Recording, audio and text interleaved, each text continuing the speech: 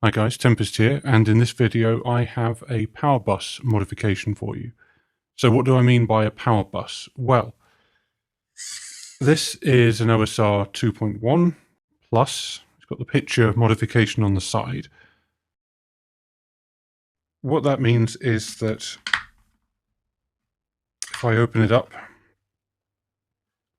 you can see that we're taking advantage of the Romeo for a plug-and-play system. So what you've got is the Romeo BLE, and the reason I chose the Romeo is it gives us these ready-made pin slots that we can plug servos straight into. So we have 3 servos all running off, and if I unplug the servos, you'll see that the power comes in through this power supply here and connects to the servo power in. So this is your bog standard OSR 2 Plus setup, and it works pretty well. But it's got a couple of problems, and this is what the power bus is there to address. So the first problem is that because of the way that the Romeo is designed, it's designed so that if there's no power to the servos, they can draw a little bit of power from the USB. And that works fine when you're dealing with little model robot servos, but when you're dealing with a couple or 3 of these large 20 kilogram centimeter servos, it can actually brown out the board when you're trying to program it, and some of you all found that you can't actually program the board whilst the servos are either unpowered or plugged into the board. So a way you can deal with that, of course, is you can unplug the servos when you program, but it's a pain. The other problem is that the tracks on the board that go from this power supply inlet here to these pin rails might not be able to cope with the large amounts of power we're wanting to put through it, so they might overheat and burn out. And we want to avoid that. So about a year ago, I created an instructional video and a set of plans for this, what I call an external power bus. And it means that you basically plug in your servos for power and ground. And here's an old circuit diagram that I created a while back to illustrate all of this. It includes a switch, for which there is a hole in the OSR2 enclosure. It means you can power the servos without any power having to go through the Romeo itself. Incidentally, you also have to ground the servos to the board so you complete the circuit, because you then plug the servos, the white wires here, into the respective pins, and that's how you're still able to control them.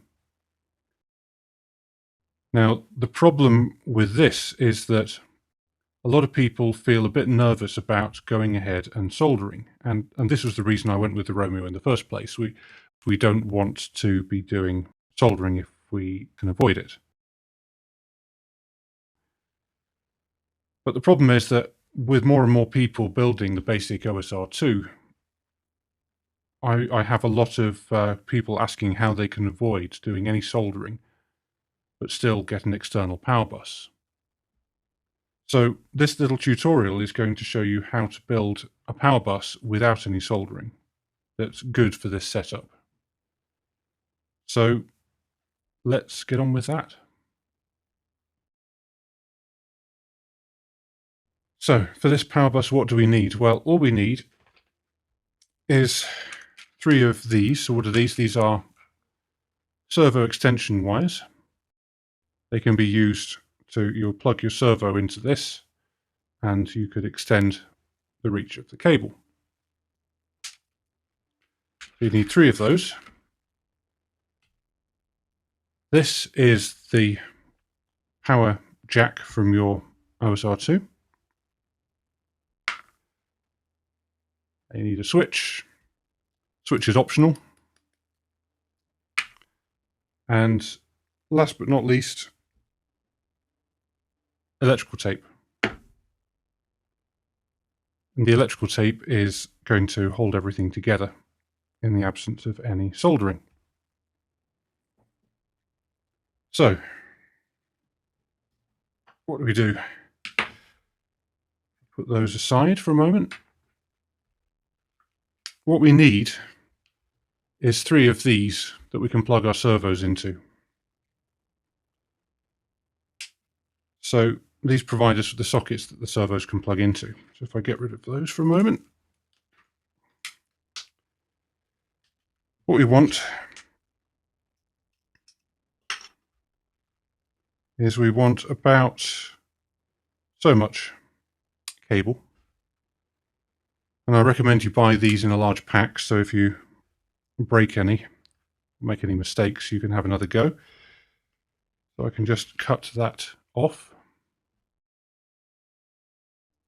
What we don't need, pry the wires apart, we don't need the signal cable. So there's the power cable, which is the middle one, that's always red. Got the ground cable, which is either brown or black, and the signal cable, which will be another color in this case, be yellow, so usually white. I'm going to cut off the yellow cable, we don't need it. Now what we want is about a centimetre or so of exposed wire. So all you need to do this is roll your craft knife gently over the wire. You don't want to cut the wires inside, just the insulation. Pull it off.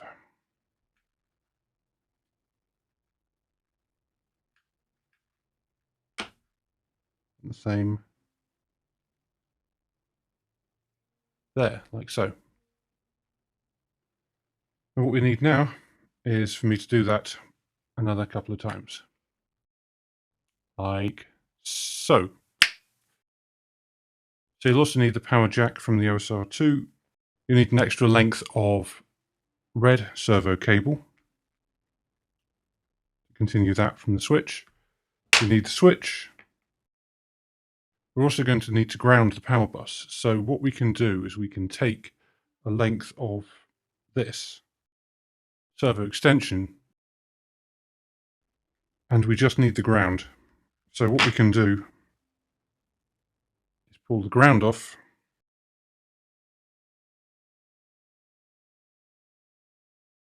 and if you put your craft knife in and lever these little plastic clips up, you can actually remove the other wires. Get rid of that. And here again, I just roll my knife on the top of there. And that gives us our grounding. So let's put all of this together. So the tape at the ready. You can twist these strands together and push them through the middle on this switch. Fold them round and twist. So you make sure, sometimes the knife is good for this, make sure that there are no stray strands that might touch.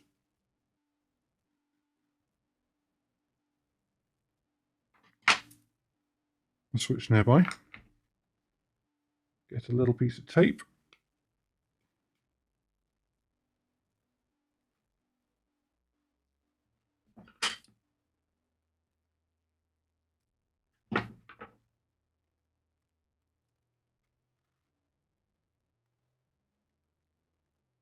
So I find the best technique is an uneven fold. Like so. And then you can wrap the tape around. You get that. Next, this bit of cable here.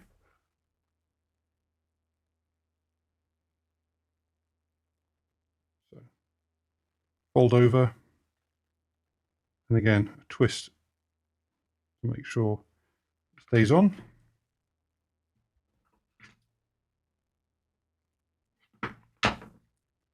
And another piece of electrical tape to hold it.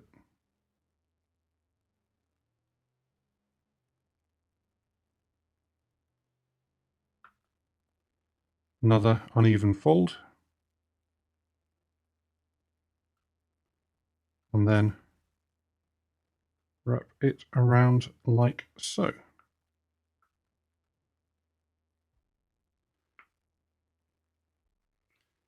Now the tricky bit.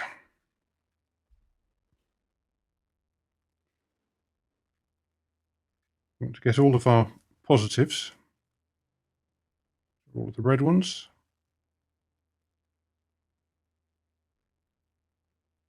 so they're all together.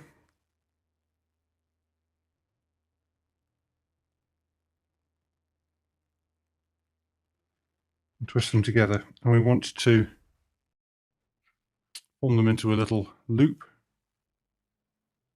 wrap our other servo wire around. It helps, incidentally, if you make the exposed pieces of wire longer. The shorter they are, the more fiddly you're going to find this. Now we want to wrap that with tape. So a nice big piece of tape. Well, I say big, that'll do. Hook that around, fold it over, and wrap it around.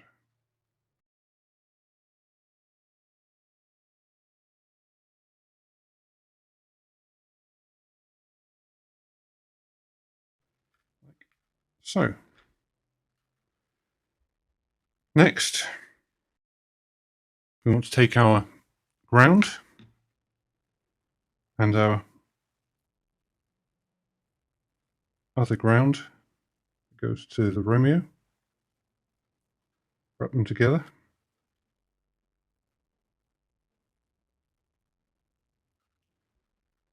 Wrap our 3 servo grounds together.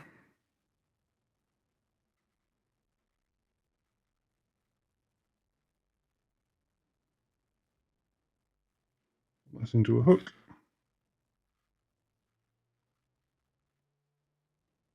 And again, we want to hook the 2 together. Like so.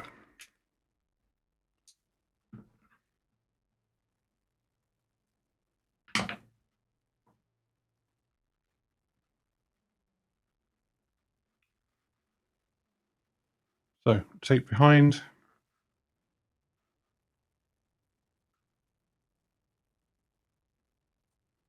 Yeah, let's do this right.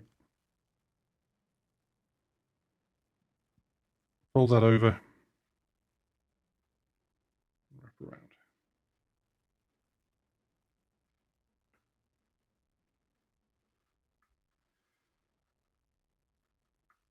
And that's it. That's your power bus.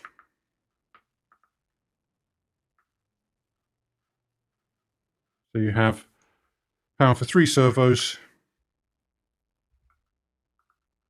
an extra ground to go to the Romeo, power supply, and an on-off switch.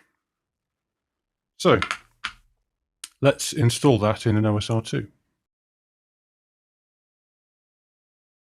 So let's get rid of the existing power supply. Okay, so how does this go in?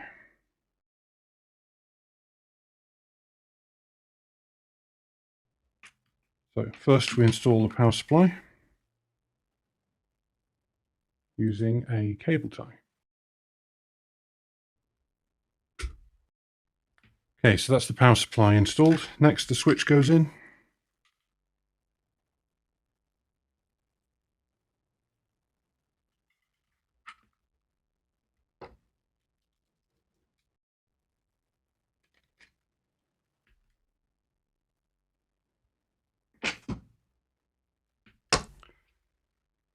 Okay, so we've got the jack plug installed, got the switch installed.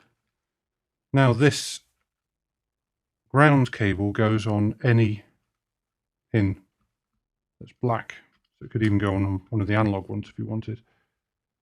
But it just has to ground the signal cables. Next thing is that we go to each of our servos, and obviously if we just plug these straight into here, there'll be no signal cable. See, like that. So this cable needs to go to the Romeo. So just as we did before, we can remove the signal cable.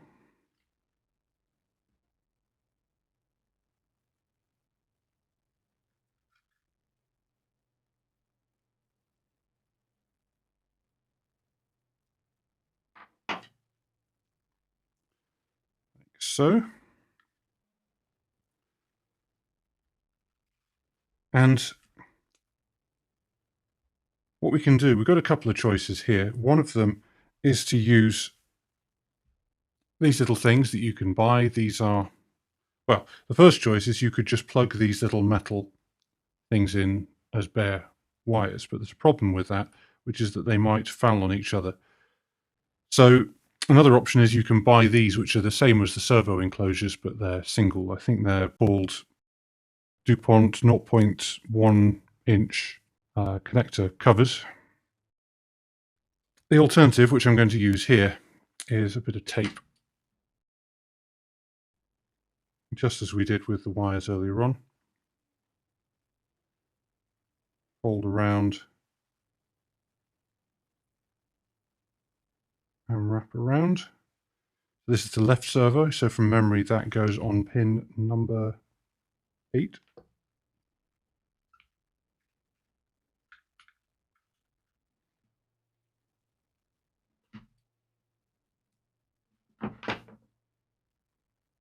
This is the right servo, goes on pin number 3.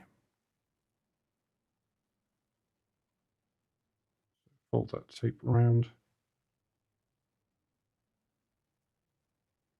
Wrap it around.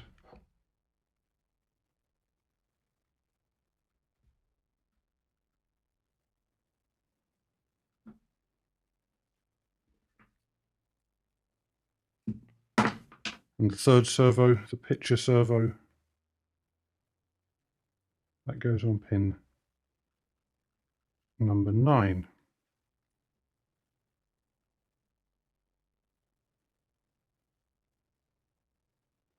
There we go, the tape will stop it fouling, and that goes on number 9.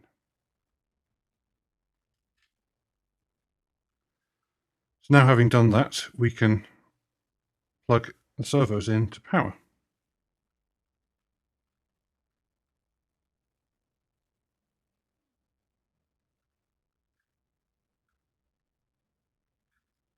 Where is the last one? There it is.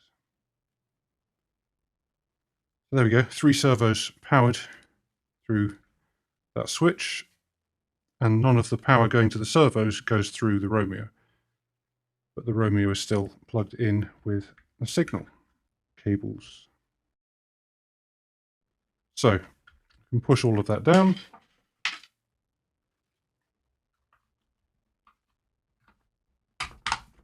Slide on the lid, and we should be good to go. So let's hook this up to a test app. I'm going to use Mosa, and let's see if it works.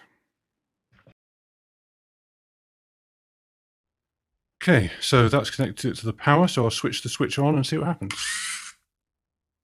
There we go, so that's the power on, and if I play with the controls in Mosa, it should... Yep, so all of the servos appear to be working fine. So that is a power bus for the OSR2 that uses no soldering.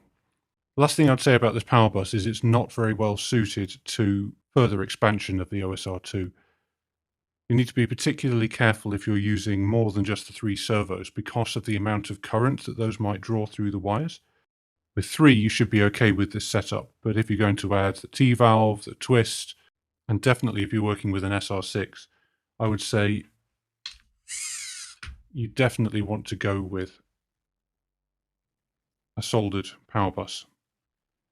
And that's because these cables are a lot thicker. And of course, you've got more pins that you can use here. The one I built for my SR6 actually has 8 power pins. I think that should be enough. But for those of you who are just getting started, this power bus should work nicely. So thanks for watching, thanks for subscribing guys, and I will speak to you all soon. All the best.